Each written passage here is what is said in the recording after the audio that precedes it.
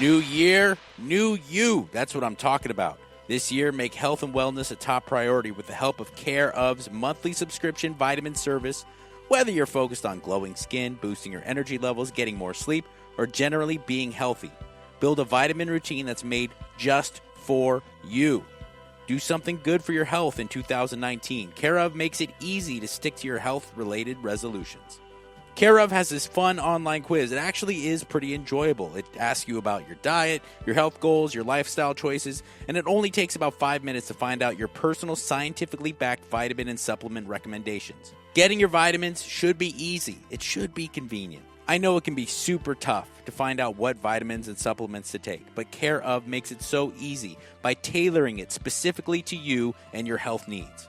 Care of delivers daily vitamin and supplement packs customized to your recommendations to promote personal health and wellness. And I know you don't want to carry around large boxes of various different pills and bottles, so what do you need to do? You need to sign up with Care of and get tailor-made custom packets that are easy and convenient to take with you anywhere. A portion of every sale goes toward the Good Plus Foundation, which provides expectant mothers in need with valuable prenatal vitamins. Vegan and vegetarian supplement options are available to match your dietary needs. And you can track your progress with the Care of app and earn rewards when you remember to take your vitamins. I loved using Care of. I found it so easy and convenient to not only get the vitamins and minerals I need for a baseline, but the vitamins and minerals that I need tailored to my personal specific lifestyle. And I really enjoyed taking the quiz, I gotta be honest. They asked me nice questions about my lifestyle, my health and fitness desires, and it got me thinking. And it really helped me to tune in to what I needed from a vitamin and mineral supplement stack, and Care of took care of me completely by designing it and giving it to me in these easy-to-use packets. All right, friends, you need to take advantage of this month's special New Year's offer.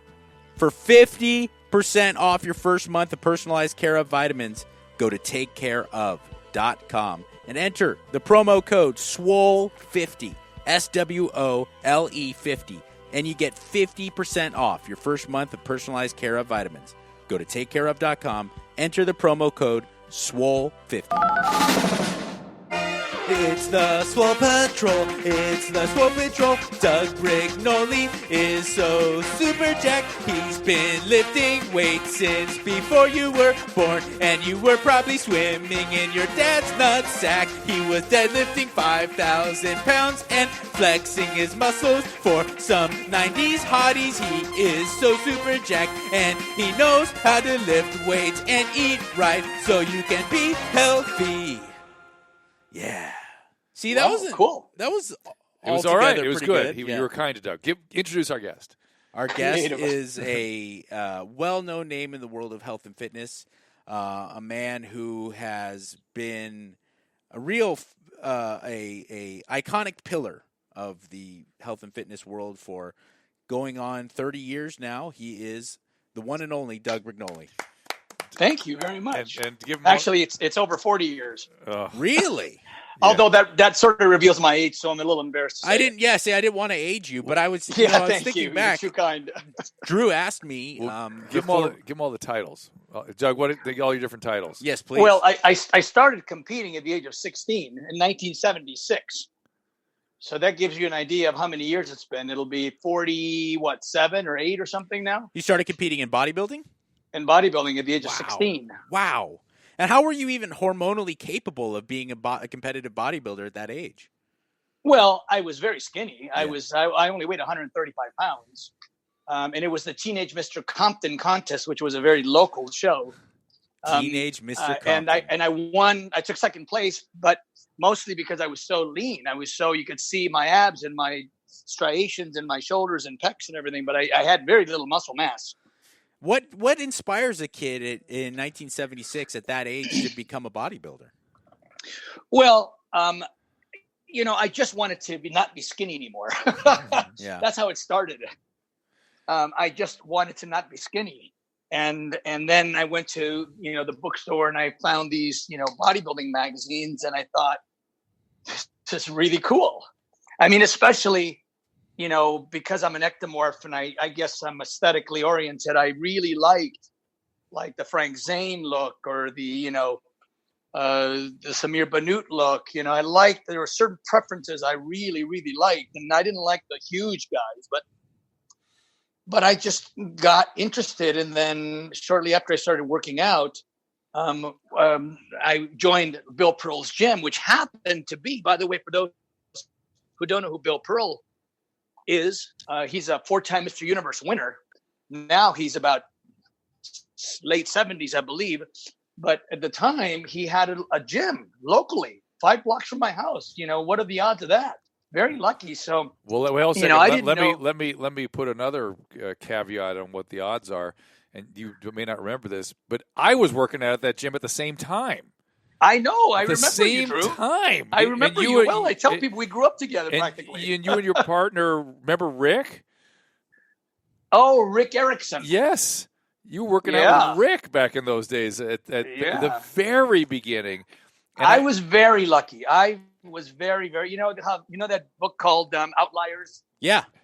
You know, that's kind of what happened to me where, you know, certain, you know, genetic advantages I had met with the timing that bodybuilding started to catch on, you know, coincided with the fact that I lived so close to this 4-time Mr. Universe winners gym that was frequented by other champion bodybuilders like Jim Morris and Chris Dickerson and Dennis Tenorino. And Dave I just got caught up in the enthusiasm of it all. And I remember, correct me if this is apocryphal or not, but I remember Bill Pearl kind of pulling you inside and going, hey, you've got the right sort of structure to do something here in terms of your smaller joints, where your insertions were, this kind of thing. Am I remembering that right? No, you're not. Okay, all right. But what happened was that I had started working out at my house with one of those plastic cement-filled sets, but I could tell it was woefully inadequate. So I saw that there was a gym up the street from where I lived. And so I went there and I met with Bill Pearl, not knowing that he was a former champion, but wanting to work out there. I was 14 at the time. I asked him if I could join. He said, you got to come back when you're 15. I did. I came back the following year. And I said, listen, I don't have the money to join, but, you know, I would like to work for you in exchange for membership if that's possible. So he worked and straight exchange. And I would work on Saturdays and I would earn my week's membership in advance. And Bill was the kind of guy that spoke very little. I'm sure you remember that, Drew. He spoke very little. Oh, yeah. He was not a chatty guy. And he could see, he wrote about me in several of his books. He could see that I was very goal-oriented and very independent thinking. And so he would not address me of his own volition. In other words, he would answer questions that I would have for him, but he never came up to me and said, hey, this is what I think you can do or should do. So, and I think part of it is because sometimes I would ask him questions and he would give me advice from the questions and then I would choose to not follow it. And because I always had this sort of independent thinking. And now that I've become an expert in this thing called biomechanics, now I can tell you exactly why I said back then to myself, this is advice I do want to follow. This is advice I don't want to follow. But he was definitely supportive of everything I did. He was the one I said, listen, there's a contest coming up here locally in a couple of weeks. It's posted in the back room. It's called the Teenage Mr. Compton Contest. Do you think I should do it? He says, absolutely, Dougie. Go ahead, do it. But 2 weeks, for anyone who knows bodybuilding knows, it's not enough time to start dieting in 2 weeks. If you're not lean already, that's not the time you start trying to get lean. So I just went in as I was, and I took second place. Nice. And then to kind of wrap up that Bill Pearl story, I competed again at the age of 19 and the age of 22, and then at 23, and then at 26, when I was 26 years old, by that time, having already won my division to Mr. America, I found myself on the Mr. Universe stage, and I looked down at the judges table, and there's Bill Pearl. Oh, my gosh. And I thought, boy, he must just be getting a kick out of this, thinking that kid started scrubbing showers for me. And look at him now. And I won my division in that show. And I as much as some people might think, well, that's because, you know, he was on your side. He was only one of 9 judges. So, well, not only that, anyway, he was I not. think He I was won not, it legitimately. but Bill was not someone to pull punches. I mean, he was, you know, integrity, brutally honest. Yeah, brutally honest and integrity. This was his thing. This is his hallmark. Yes. Right. He was an honorable man. In fact, I would say that finding myself at Bill Pearl's gym was lucky for me, not only in the sense that it really gave me a solid foundation in weight training, but also just my father left when I was 5 years old. So he was a man who really looked to me like a father figure, someone, who I could emulate, someone who I respected as a human being, as a husband, as a father, as a businessman, separate from, his accomplishments in bodybuilding. Right. Definitely a good role model. Yeah. Fantastic man. Doug, I have to ask, I mean, do you think that your father leaving at such a young age, it gave you this desire to put on muscle and to be strong, to become this almost alpha protector for, becoming the man of the house in an almost exaggerated way? Well, that would make a romantic story, but Yeah. I don't really think so. I think that most kids, in fact, I wrote about this in my book, most kids fantasize about being superheroes. Right. All little boys, they love Superman, they love Batman, we buy Superman costumes. I mean, I think that's sort of a natural tendency for little boys to want to be strong and, have muscles, and but I think what did happen was that not having had a father, I was disadvantaged in part because I didn't have a father, but also in part because my mother, who had been a nurse in her native Chile, South America, had come here, got married, found herself suddenly husbandless with two small boys, my brother and I. And so she couldn't get a nurse's license fast enough to become a nurse here. So she just started housekeeping because that's all she could do without the license and without, grasp of the English language.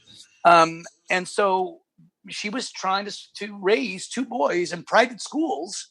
And so thank goodness, we had, food stamps and we had welfare, and that sort of helped. My mother was working 14, 16 hours a day. Wow. And so I think all of that combined to me wanting to become somebody, to get out of that rut, to become something. Right, I didn't know exactly what. I didn't necessarily translate muscles into money yet, but I really felt like I needed to become something. I also think that everyone has a tendency. I mean, we see a lot of that on Instagram. A lot of people are pretending to be something. But I think all of that sort of sort of impoverished, disadvantaged situation I was in definitely made me fight harder than I otherwise might have. Yeah. Nice.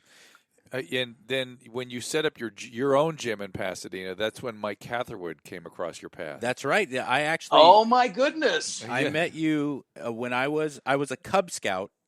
And I was a Cub Scout in San Marino, and we went to Brignole's gym, and you sat us all down and really lectured us on the positive aspects of health and fitness. I'll never forget. I was probably oh my goodness 8 years old. Yeah. What a small world. Yeah, right? Isn't that weird? Thank you I had no idea, but I feel really good now. It was, and honestly, I'm not just saying that to blow smoke. It was a really positive memory of mine because I did get into bodybuilding and health and fitness, and it's something that I find a tremendous passion for. I remember very fondly about sitting, and you were to a 7-year-old boy, you were larger than life because you were so muscular, and you were wearing like traditional 80s muscular man attire, so it was very well shown. My slouch socks. Yeah, it was very well displayed. What were those pants? Those pants with the balloon pants? Zubas, yes. But and then Mike ended up crazy wear. Mike ended up getting into bodybuilding. Crazy wear. Yeah. Right, crazy wear. Yeah. Mike ended up getting into bodybuilding himself. I want to tell Doug your brief. Yeah, I had a different approach to it, though, because I was not an ectomorph. I was not a kid who was naturally skinny and wanted to be bigger. I just wanted to look better. So for me, the challenge was always to get lean enough, never to put on muscular mass. Right. But I started competing in my early 20s, and it's a strange world in that at its core it's something that I think has a nugget of health involved in it, but what competitive bodybuilding has become is anything but healthy. I agree. And that is where I kind of separated from the world, because I realize even at an amateur level you're not going to make any strides without heavy steroid use. And so it's just and something in a I left behind. diet that arguably is not all that healthy. Yeah. I always knew something was wrong. I don't mean that in the Cheetos towards in how many calories you have to eat and how you have to yo-yo. You know, you overeat for a while, then you undereat for a while. Right. And I knew something was wrong when I would diet down for a show and I would lose my libido. And I'm a 24-year-old, 23-year-old guy who has no libido. I knew something was wrong. Right. Well, I mean, that's the body, as Drew knows. This is the body shutting down its non-essential functions first, right? Keeping its essential functions, for last, saving literally whatever calories you are consuming just for those survival functions, and never mind reproduction or anything else. What got you into finding, that muscles could equal money and starting your own club? How did that transition happen? Well, I think the club thing was directly related to Bill Pearl. I think I was very inspired with the fact that, he was, just a great entrepreneur. I think he at one point he had 4 or 5 different clubs. And I just love the fact that he was sort of, his own boss. He was not, anybody's employee. I didn't have a crystal ball. I had no way of knowing how the fitness industry would explode. And in fact, the fitness industry exploding is what ultimately made me get out of the gym business, because unless you're one of the big, corporate clubs now, I mean, it's almost impossible to survive as an independent. Right. It's like hardware stores.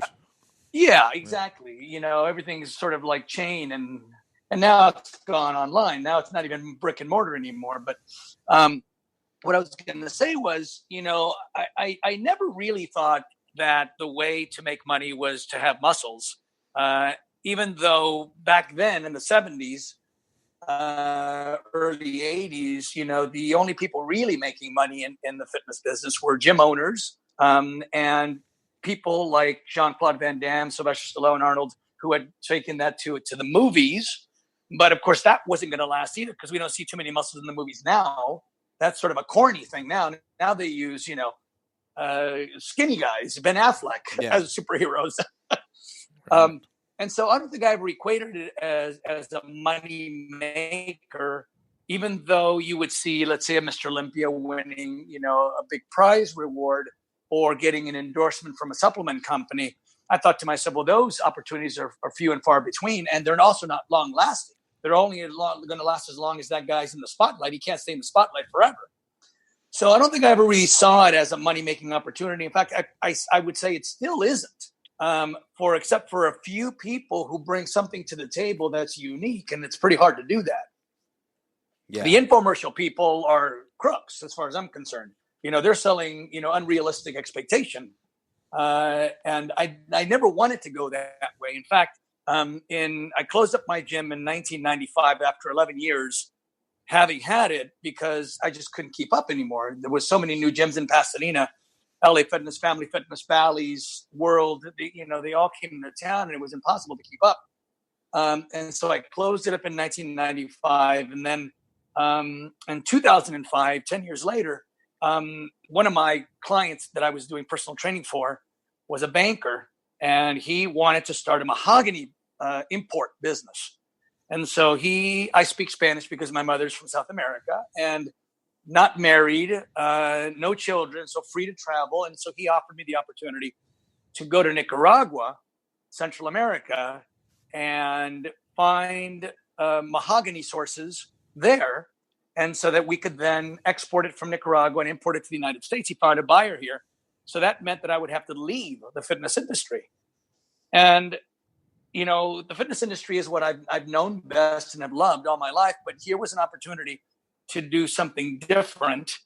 And I thought, you know what, maybe it is time to get out, because the only people that are really making big money in the fitness business are the presidents of the corporate chains. Right. And the people that are doing infomercial products that don't do what they're supposed to do. And neither of those two things appeal to me. And I don't just want to just get by.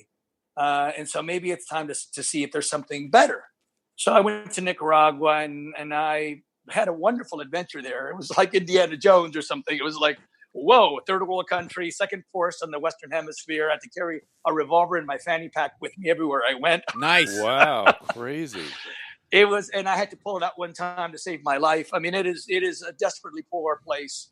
And I found my way through, the whole country, finding who were the people that had the forest permits that allowed them to cut mahogany. And then I learned that whole business, how to grade the different kinds of quality of mahogany and how to ship it and how to mill it and how to transport it and the documentation. And in fact, I even got to the point where I wrote an article for the Tropical Timber Update, which is part of the International Forestry Association or something like that, because, well, it's sort of a long story. I don't want to divert too much, but it has to do with, the fact that there's a restriction on how much mahogany can be cut and exported. But so I became somewhat an authority. And now if you Google Doug Brignole, Tropical Timber Update, you'll find the article I wrote. Tropical Timber and I was Update. even invited to come to the Netherlands to speak on the subject. And I thought how funny that was, that here I was, an expert in one area, and then I go to Nicaragua to start a completely different industry.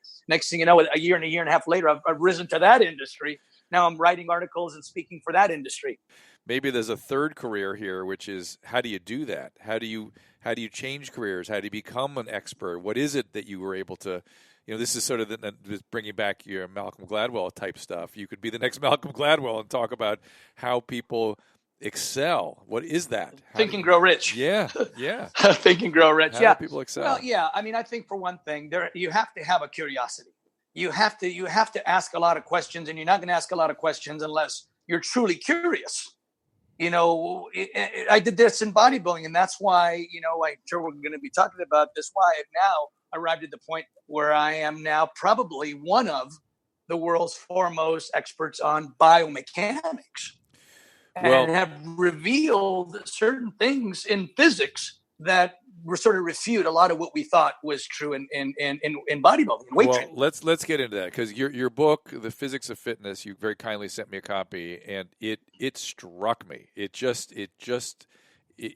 arrived. I thought, oh my God. Yeah. I think I knew this already, but so much nonsense had been laid on top of essentially what Bill Pearl taught us, frankly.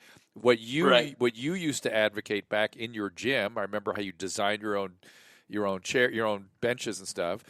And now here it is. We're already back full circle, and it just struck me, and I thought, oh man, we got to talk to Doug about this. So tell us about it. Well, what happened was I was in Nicaragua, and I was doing this failing business because, number one, all the concern with the environment was part of the problem. Part of the problem is the corrupt government of a third world country. It became very, very difficult to get enough mahogany to make it worthwhile. So Oscar, my partner, decided that we were going to pull the plug. And I'm glad he decided that, because, I couldn't decide that. I was his only link to all the sources down there. So I needed to wait until he decided that. But in the time that I was there, it really gave me some time to reflect on what is good and what is bad about the fitness industry. And instead of trying to play the game that everyone else plays to make money, the irony was the way to make money is to not play the game, to really expose the myths, to expose the nonsense. And so much of what I knew about biomechanics, I sort of took for granted as being elementary. I sort of assumed that everybody sort of knew that. And I had a few people tell me that, that I should write a book, that every time I bring up the subject, that they feel like they should pull out their tape recorder because what I'm saying is so profound. So, I said, okay, fine. So I started writing this book, and I had to really organize, the chapters, the categories of things to discuss. What is it that makes an exercise good, right? I mean, they can't, a movement, any kind of anatomical movement has to have some kind of mechanical reason. Right, it has to have a purpose, has to have some factors that qualify it as, let's say, a bicep exercise and not a tricep exercise, right? Or what makes it a semi-good tricep exercise versus a very good tricep exercise. Right. And so the fitness industry has basically lied to us, because commercially, it's more profitable for consumers to believe that all of these exercises are equally beneficial, And so therefore it's good to circulate them around and to keep, changing your workout and to hire the personal trainer and follow the next trend and buy these rubber logs and buy the Bosu ball and buy this and buy that. And if you understood the physics, you would understand whether or not those things are good or not. And so I can honestly say that by the time I finished writing the book, which was about 6 years after I started, I knew a lot more about biomechanics than I did when I started, and I knew a lot when I started. So, because as you go, you're making a statement, and then you're hearing the question being asked of the naysayer. And I thought, all right, well, let's research that. Let's research this. What's the research on this? Find this. What's the rationale for this? What's the anatomy? What's connected to what? What muscles are here? What muscles are there? And so it became a book that my publisher is telling me is the game changer of the century. He says, and someone would have told me that in the course of me publishing the last 100 fitness books, somebody would come along with a book that would literally change our understanding of resistance exercise and be a game changer. I would have said it was nonsense. I just wouldn't have believed it. But this is profound. For me, it didn't so much change the game as much as confirm some biases I had quietly, and explained why it is so. And it's so great. You're educated and you're sensible, and so you had biases for logical reasons. Well, but some of them were personal. Like I thought, this works better for me. Why do I have to listen to this other stuff? And it to me, it reminds me of Bill Pearl's book, The Secrets to the Universe, whatever he wrote. Remember that book? Keys to the Inner Universe. This reminds me of that book. This kind of is that kind of a changer. Yeah. Yeah, it's very logical. I mean, anyone who reads the book says, "Oh my God, this makes so." Like, for example, one of the examples I give is, you might remember the Leaning Tower of Pisa. I say, if the Leaning Tower of Pisa were standing right in front of you, and you had the strength to keep it from falling, and you had a rope that was strong enough to hold the weight of that tower, and you could attach it to that tower, where, relative to the tower, would you stand in order to keep it from falling? Well, the only answer is directly opposite its lean, right? In other words, if it's leaning north, you have to stand on the south side of it and pull with your rope in a southward direction. Because if you stand on the east side or the west side, you're not going to do much good. There's no load over there. Right. Well, that may seem like a simplistic explanation, but it's very profound in the sense that the load always falls opposite the lean, right? Whatever, it's called the line of force in physics. But whatever is directly opposite the direction of resistance will be the most loaded muscle, whether you want it to be or not. So that means that when you're doing, let's say, a low pulley rowing exercise with the intention of working your lats or your middle trapezius, you have to ask yourself, is the origin of those fibers, the latissimus and the middle trapezius, is it directly opposite the forward pulling direction of this resistance? And the answer is no, it's not. It's either the 3 o'clock or the 9 o'clock position, because those muscles originate on the spine, right? That's the equivalent of being on the east side or the west side of the Leaning Tower of Pisa and expecting it to be the most loaded. It's not. What's going to be the most loaded on a forward pulling, low pulley row is going to be your lower back and your rear deltoids. Right. Yeah, makes sense. And that's the objective of the exercise. And then he talks about the range of movement, right? Which is something I haven't heard emphasized in a long time. An optimal range. I immediately, by the way, started changing. He and I share one of Bill Pearl's big movement was an incline dumbbell press. Right. It was a core movement for him, and I think it was and Doug, I remember, designed benches to optimize that movement. And I started doing that again after I got his book, and it helped my goddamn shoulder. That's what I'm talking about. My shoulder. Well, look, I mean, what you're talking about, Drew, is that I used to make a bench that was narrower than the standard 10 inches. Yep. I would make it an 8-inch bench because at the time I thought that the more you can stretch, the better. So that particular subject is different than the subject of whether an incline press is a good movement. Yes, so yes. The incline press, in fact, isn't a good movement. It may have helped your shoulder for other reasons, but if your objective was to use the incline press to develop your upper pectoral muscles, it was a mistake. It was a mistake for all of us to think that an incline movement is for the upper pecs. And the easy way to understand this is just basically take your shirt off in front of a mirror, hold your arms straight out to the sides. So imagine a straight line going from your left hand to the right hand, right across your clavicles. Okay. Straight across your shoulders, right? And then ask yourself, what percentage of my pectoral muscles is above that line or below that line? Mm. And you realize there is no part of it that is above that line.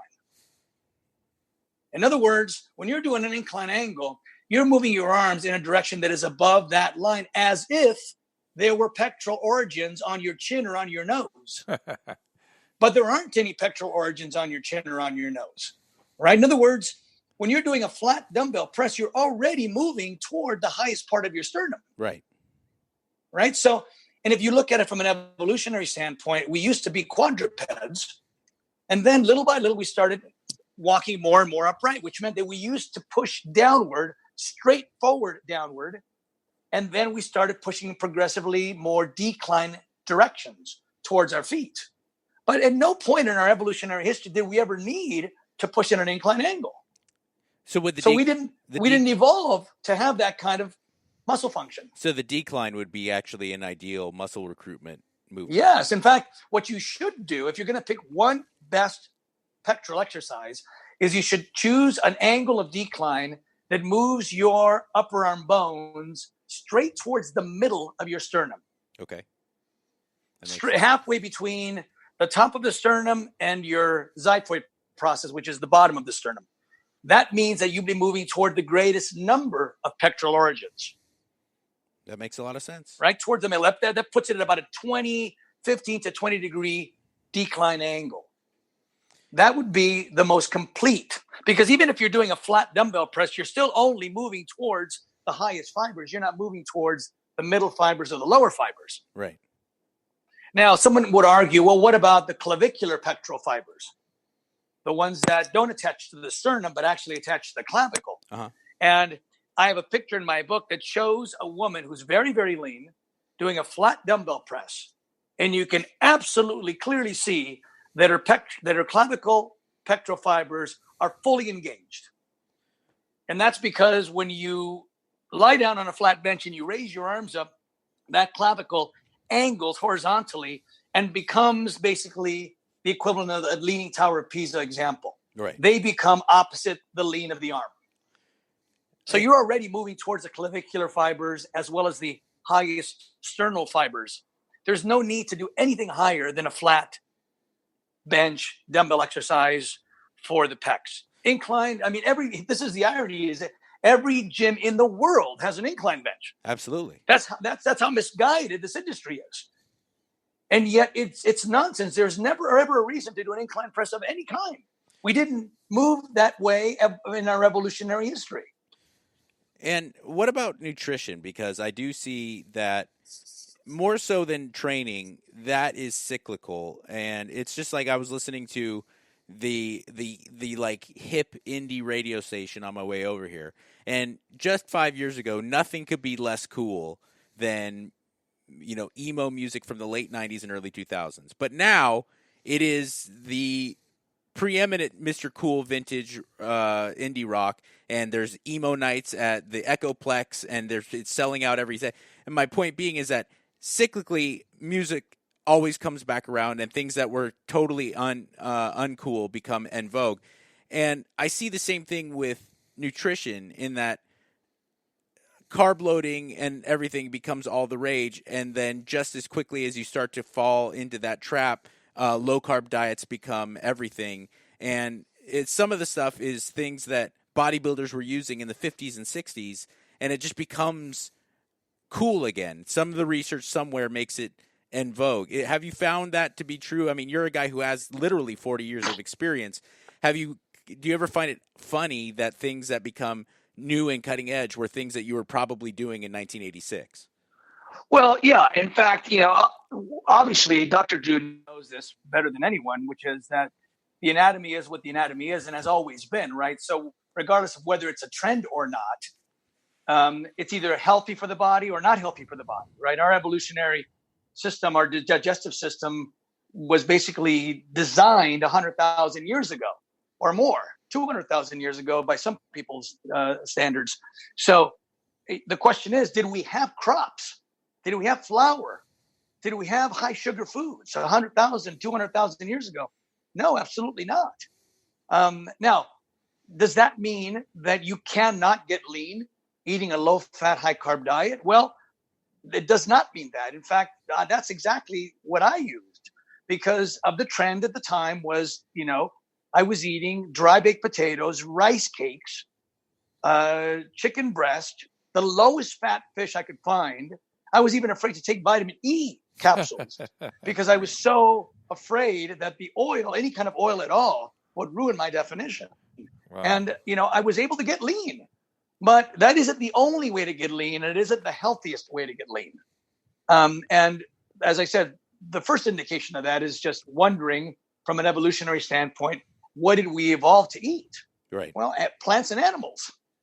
That's what we ate. So whether you want to call it paleo, whether you want to call it keto, whatever it is you want to call it, we were supposed to eat fats, natural fats, not synthetic fats like trans fats or polyunsaturated fats. We were meant to eat saturated fats and monounsaturated fats because that's what's found most readily in nature. Yep. And the other issue is, you were talking about health. I've kind of gone full circle that way. If you would have asked me, when I was 23, 26 years old, how important is your health to you right now versus how important is your physique to you right now? I would have said it's all about physique right now. Sure. Now I'm 59 years old. Now ask me the question, I would say it's much more about health than it is about physique, even though I still care about physique, but they're not mutually exclusive. You can have optimum health and still have optimum physique.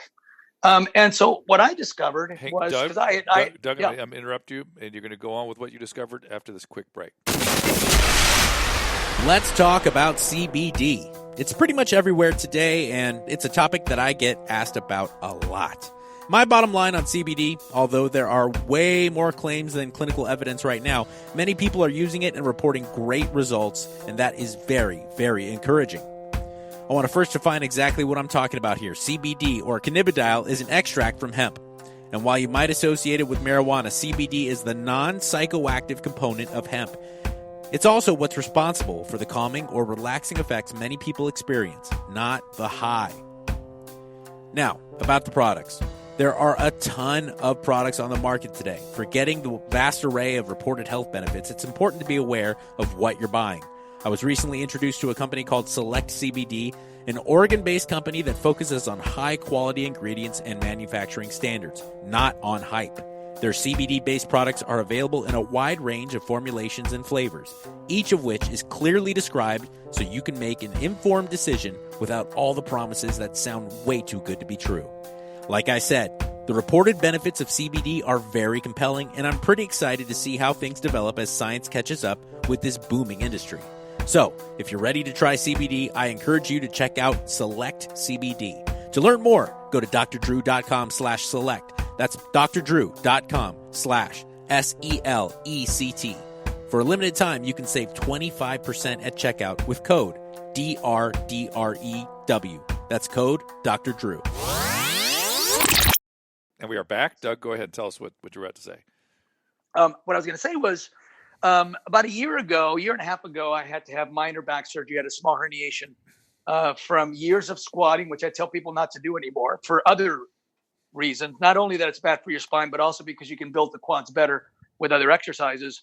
But I had to have this surgery. And so they made me do a pre-op to make sure that I could do the anesthesia well. And so I went to a doctor friend of mine who was a cardiologist. And so everything was clear. But he said, listen, as long as I notice on your health history here that your father had heart disease and you're 57 years old, why don't we do a calcium score to see if you have any plaque in your arteries? It's not expensive, and so you might as well do it. I said, fine. So I did it. Turned out I had high plaque. Now, this was mind-blowing to me because I've spent 40 years being what I thought was mindful about my diet. I was eating according to the American Heart Association guidelines, which is the food pyramid, which is the biggest part of the base of the pyramid being carbohydrates, and the smallest part at the top being oils and fats. And I thought that was good. And I've been exercising, an average of 4 or 5 days a week for the last 40 years. So what's going on here? And by the way, just to clear that cardio thing, and they did an angiogram and they did a nuclear treadmill test, and they found that despite having relatively high plaque, there was no obstruction anywhere. And so they said, you're good for now. Come back and see us a year later. But they gave me no dietary advice, and they gave me no statins or anything. So I called up my friend who's a biochemistry genius. And I said, what's going on? He goes, well, what's going on here is you've been making the mistake of following the American Heart Association's guidelines. He says, they've been criticized for years for ignoring the latest research, most notably the PURE study. Some people know about the PURE study that suggests that the more fat you eat, the less blood fats you have. Well, we've actually gotten into this deep with Dave Feldman and with Sean Baker, and I'm glad to hear you bring this up. So go ahead and give it. Go ahead. So he said to me, look, he says, what's your cholesterol? I said, well, this is what's weird is, for years my cholesterol was below 200, 180 something, even though I was eating this American Heart Association guideline. But now something's changed. Right now I wake up with night sweats.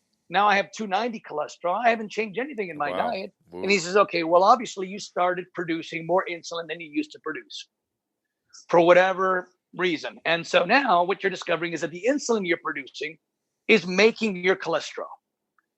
So instead of eating the high carb, low fat diet, what I want you to do just as an experiment, and if it works, you can keep doing it. He says, for the next 3 to 4 months, I want you to eat high fat, low carb, but especially low glycemic carb. So no starches of any kind, nothing with a glycemic rating over 50 or 60, mostly vegetable sources.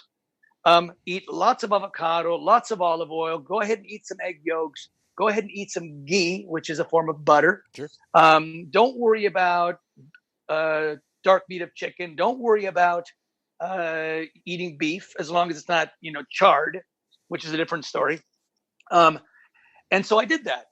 And lo and behold, 4 months later, my cholesterol had gone from 290 to 138. Whoa. Which is insane. Phenomenal. It just totally proves that the high cholesterol, the high blood fats that I had were being produced because I wasn't eating high fat. Now that I'm eating high fat, yeah. I also believe the carbohydrate piece of the story is larger than we even know yet, particularly as we age. Because I'm on the same diet right now, the same thing, same kind of story, and it's made a massive difference in my metabolism and how I feel. Crazy. What's interesting is that at the time that my friend Jeff Feliciano told me this, I thought to myself, well, I had always believed that a bodybuilder had to eat high carbohydrate because we had to replenish the glycogen that we were spending in the gym. Right. And that if we didn't replenish the glycogen, that we would lose muscle size. And I thought to myself, well, it sounds like I'm on the verge of a heart attack. I don't care about muscle size right now. Yeah. Whatever happens, happens. Right. So I'm going to do this diet, and my muscles grew and my body fat went down. I mean, it was a bodybuilder's dream. It's exactly what bodybuilders want: more muscle, less fat. And apparently these fats that I was starving myself up for so many years were critically important to good hormone production. And the reason I was having night sweats was because I was experiencing low blood sugar in the middle of the night from having eaten a high carb meal, spiking my insulin production, dropping my glucose in the middle of the night, and waking up, 2 or 3 times drenched in sweat, having to change my t-shirt. And so now none of that happens. Now I have my vegetables in my salmon, or my vegetables in my New York steak, or my chicken, and with avocado and olive oil. I can sleep like a baby. I have great workouts. My muscle size hasn't been compromised. My body fat is down a little bit. So that's why I said you can have the best of both worlds. No one says that you have to compromise your health just to have a good physique. Yep. Yeah. It's so interesting how this is so timely, right? Right. Isn't it? Yeah. Well, and getting back to my first point, this is something Vince Gironda was talking about in 1958. He was eating the eggs and steak and avoiding the potatoes. Yeah. It's weird. First time I sat down with Bill Pearl, he said, don't have any more than 35 grams of carbohydrate a day. Wow. Really? The first time I ever met with him was a kid. I was a 16-year-old, wanted to work out. I was sort of preparing for football myself. And he goes, just keep carbs at 35. Don't worry about anything else. Just keep your carbs on at 35 grams. I'm like, at the time I had real trouble doing it because I craved carbohydrates as an adolescent. Now I have no trouble doing it. Now it's nice. Yeah. Even when I was in the cardiologist's office, the technician that said to me, be sure you eat low fat. Well, if you eat low fat, you have to eat high carbs. You got to get your fuel from somewhere. Yeah, it's crazy how the no fat thing has just gotten. Well, yeah, and think of all the foods that have been modified to be low fat. Look at non-fat milk. Yep. I feel the same way. We were talking an episode ago about nicotine and how people are biased against that because of its role with tobacco. It reminds me of all that. We get these biases in our head, and they become religious. Yeah, it's crazy. And I think people are also looking for sound bites. They're looking for like the names of diets, the trend. So they'll say, "Are you doing the Atkins diet? Are you doing the Zone diet?" And I say, "Look, stop with the names. Just eat healthy." What does healthy mean? Healthy means eating from these sources. Call it whatever you want to call it. Call it, paleo, keto, zone, are all similar, but everyone's trying to claim ownership of those things. And I say, look, you should be eating fat at every one of your meals from one of these sources or two or three of these sources at the same time. And you have to eat a low glycemic carb at every meal. And you have to eat some protein at every meal. So my diet now consists of about 40% of my calories from fat, 30% from protein, 30% from carbs. So, compared to what I was doing before, which was a zero fat diet or the super low fat diet, the fact that I'm getting more calories now from fat than from any other source is sort of a little bit mind blowing, but it makes perfect sense that our body has evolved more to use dietary fat as a fuel than starches or sugars. Have you found any benefit in like the tertiary aspects of health, and not just in the gym, not just in body fat loss, but things like energy levels, cognitive behavior? Have you seen that change for the positive? Yeah, I would say that, this dietary change I've made has been just across a spectrum of benefits. Better awareness, more sound sleep. I had dry, cracked heels. That went away. I had toenail fungus. That went away. Wow. Well, and if you research this, you find that these things, these viruses or these fungus, they eat sugar. Yeah. So you could be using a topical on your toenails, and as long as you're feeding the sugar from the inside, it's going to stay there. And also, Doug, I've noticed my immune function. I used to get 3 to 4 episodes of bronchitis a year. I have not been sick once. Yeah, I think insulin. If a person were to Google, health consequences of hyperactive insulin production, they'll find just a plethora of diseases, cancers, and cardiac risk, and immune disorders, and we were just not designed to eat so much bread, so many crackers, so many sugar foods. It's just shocking when you go to the grocery store and you look at people's grocery carts, and then you look at their bodies, and you say this equals that. Yeah, it's pretty telltale. I'm going to make a prediction that cell phone screens and sugars are going to be the new sort of alcohol. The demise of humanity. Yeah. Well, they're going to be things that people are going to wake up in about 10 years ago. Oh my God, it's going to be the new tobacco. The screens and sugars are going to be the new tobacco. Yeah, we can't do that anymore. I agree with that. Yeah.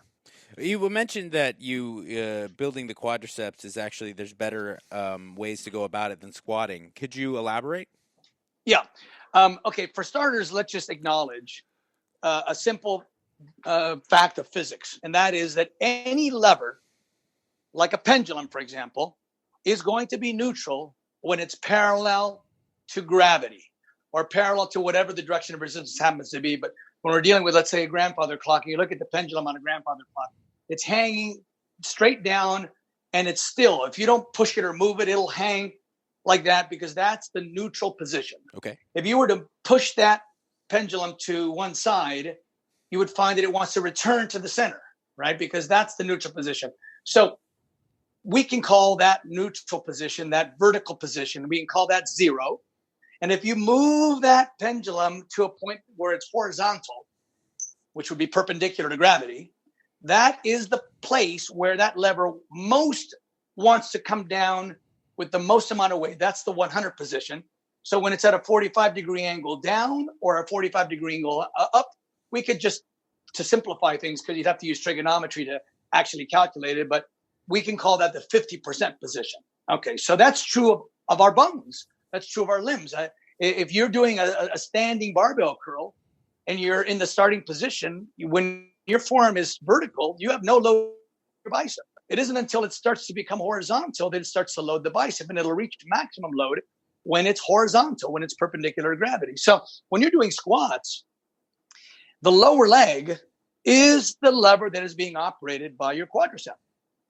But it never even gets to a 45-degree angle, right? So when you're starting in the starting position, it's vertical, it's neutral. There's nothing loading your quad at that moment. And as you start to bend your knees and that tibia, that lower leg bone starts to dip forward, it starts to load the quads, but it never gets to the 45-degree angle and certainly never gets to the horizontal angle. So it only loads the quadricep with about 30% of what's actually on your back. So what ends up happening is, since you know that your quads go more than it's getting from, let's say, this 100 or 200 on your back, although you don't know that it's due because of this inefficient angle of your tibia, what you do is you add more weight to the bar. But adding more weight to the bar compresses your spine more. So it's ironic that instead of, this is because people don't understand mechanics, but it's ironic that instead of adding more load to the quadricep by making your lower leg more efficient, i.e. more horizontal, as would be the case if you were doing, let's say, sissy squats, you instead keep your inefficient lower leg lever and just load more weight on it. Right? So that's the big problem with the squat, is that, well, that's one of the problems. The other problem is that you're trying to work, whether you know it or not, you're trying to work your glutes and your quads at the same time, but each of those muscles require a different direction of resistance. So I know that sounds kind of complicated, but what happens is that if you look at a person in the descended position of a squat, mm-hmm. you'll notice that their lower leg is at about a 30-degree angle from the vertical, and their upper leg, their femur, is in fact horizontal. Okay, so you could say, oh, well, that's good, because that means that the glute, which is operating that upper leg bone, the femur, that is fully loaded. And so I would say, well, it's true that that femur is in its most advantageous angle. But the problem is that that lower leg is doubling under it. Right. It's reducing its effective length. Okay. And so that means instead of having a 17-inch femur magnification, you only have like a 9-inch femur length magnification. So if someone said, well, how do you improve that? Well, ironically, if you take someone in a horizontal, in the descended position of a squat, and they gravitated, let's just take all the weight off their back, and they gravitated toward a sissy squat position, you would notice that their lower leg gets more horizontal and their upper leg gets less horizontal. It becomes more vertical. Okay. So by loading the quadricep more, you load the glute less. Right? So yes, for sure. If you said, how do I load the glute more? You'd say, well, take that doubling under of the fibia of the tibia out and just make it go straight down. Well, as soon as you do that, you increase the load on the glute, but you eliminate the load on the quad. But you're sort of making a case for a lunge. No? Well, no. There's another problem with the squat, which also affects the lunge. So the lunge isn't the best one. We've been misled into believing that the compound movements are the best movements for any group of muscles. All right. And that's just not true. You could make an argument that compound movements burn the most calories. So if your objective is to train the central nervous system to do squat-like things, like when you're playing basketball or football, that's fine. But there's this thing called reciprocal innervation, which is a fancy name for basically meaning that the body always tries to avoid conflicts. So that's why you can't load your bicep and your tricep at the same time. As soon as you load your bicep, your tricep shuts off, right? As soon as you load any muscle, whatever muscle moves that same limb in the opposite direction shuts off from a central nervous system standpoint to avoid, interference. Yeah. So what ends up happening is that when you're doing a squat, you're engaging two anatomical functions, knee extension and hip extension. All right. So let's just look at the hip extension. You're involving your glutes and your adductors, right? And those muscles then, by being activated, will automatically shut off the hip flexors, right? Yep. Okay. Well, one of the hip flexors is the rectus femoris, which is that middle muscle of the quadricep, right? That's 25% of the quadricep. You're actually compromising its ability to be activated because you're activating its opposite function. And they've done EMG analysis on this, and they've proven that a leg extension loads that rectus femoris more than a squat does. And that's because the other three muscles of the quadricep aren't compromised. They don't participate in hip flexion. But so you have that. And then here's the other issue too, is part of hip extension and hip extension involves the hamstring, right? Right. But hip extension, but hamstrings are opposite quadriceps. Right. So if you're causing your hamstring to become activated in any way, you're going to get less activation in the quadricep. Gotcha. Yep. So if you're doing a squat, and by the way, I suspect this is one of the reasons why people typically hate squats, because they sort of sense they're difficult, right? They're difficult, but they're difficult in a way that's almost hard to explain. Right. In other words, it's not just like if you're going super heavy, let's say on a leg extension, you don't have quite the same anxiety that you do on squats. Absolutely. Right. If you isolate hip extension on a hip extension machine, same thing. You can load it to the max, but you don't have that same sort of. Now, some people would say, well, that's because by combining both, you're having a higher energy demand. Well, that could be. But I think it's also that your body is sensing that you're asking it to do something while at the same time compromising its ability to do it. Yeah, that makes sense. So with that being said, if leg extension is superior for quads, would then leg curl be superior to things like the deadlift? Well, the deadlift has other problems. When you're doing a deadlift, you're doing a type of hip extension, right? Mm-hmm. Now, the difference is, for example, any muscle has an origin and insertion. And if you've ever wondered why a muscle is called one thing versus called another, in other words, why is one end called the origin and the other end called the insertion? And that's because the origin is meant to be the more stable. The insertion is meant to be the more mobile. Okay. So when you're talking about hip extension, the origin of the hip extensors are on the hip, and the insertion is the other end, the low end. And so imagine that you're trying, I know this is getting kind of confusing, but imagine that instead of bringing your upper arm toward your sternum, you stabilize the arm and brought your sternum toward your upper arm. Okay. That would be really, really difficult to do that because the body generally isn't made to move that way. Well, that's what's happening when you're doing a deadlift. You're bringing the origin toward the insertion instead of the insertion toward the origin. And the problem with that is that your erector spinae are not as strong as your glutes. Mm-hmm. And so in order to hip extend an amount of weight that challenges the glutes, it's excessive for the erector spinae. You see what I'm saying? In other words, if you were doing that same hip extension movement with an upright torso and no load on your spine, but instead the load was being applied to your femur, to the end of your femur, then you could fully load that glute without loading your spine, without loading either the erector spine or compressing the vertebrae. You see what I'm saying? Absolutely. So the weak link in the chain is the erector spinae. So that's the problem with a deadlift is you're creating unnecessary load of the vertebrae and of the erector spinae in order to do something that is much simpler achieved much more simply just by being in an upright position with a hip extension machine. Okay. Doug, where can we get the book? This is where people need to go to. I lay it out more simply in my book because obviously there's illustrations and everything else.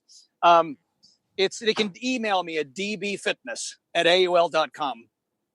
And then is it coming out in wide release eventually? It'll be in print form, probably April or May.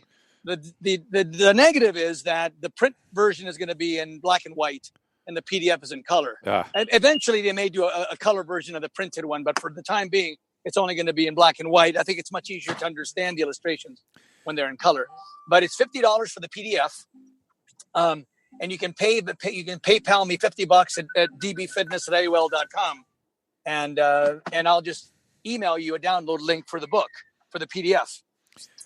Well, it got my head thinking in a bunch of different interesting ways again, and it felt familiar. It felt like familiar territory. It made sense to me, and thank you for writing this book. And it's let me just say one quick thing here, Sure. and that is that we have as an industry sort of conflated the issue of fitness and the issue of power, right? So we think that by lifting the most amount of weight, it translates to fitness.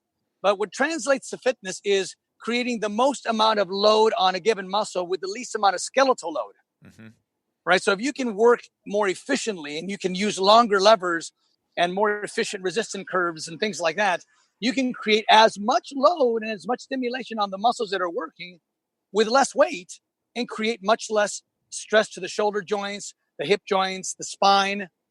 And that should be the goal. Rather than bragging about how much you squatted or how much you leg pressed, we should be bragging about how much load we got in a muscle with how little weight. Right. It's the opposite. Instead of judging, what our performance level is, we should understand a little bit about physics and mechanics and understand that you can get the same or better results without lifting as heavy a weight. And there's a longevity aspect to that too. I mean, without the skeletal demands, you're not going to see the same, guys walking like Quasimodo after 10 years of weightlifting, Well, we've seen, a lot of these, Ronnie Coleman, a lot of these guys that can barely walk now. Yeah, he's an invalid. After being one of the greatest bodybuilders of all time, they can literally not walk without the use of canes and wheelchairs. Jesus. And if you ask them, and they have asked them, do you think it was worth it?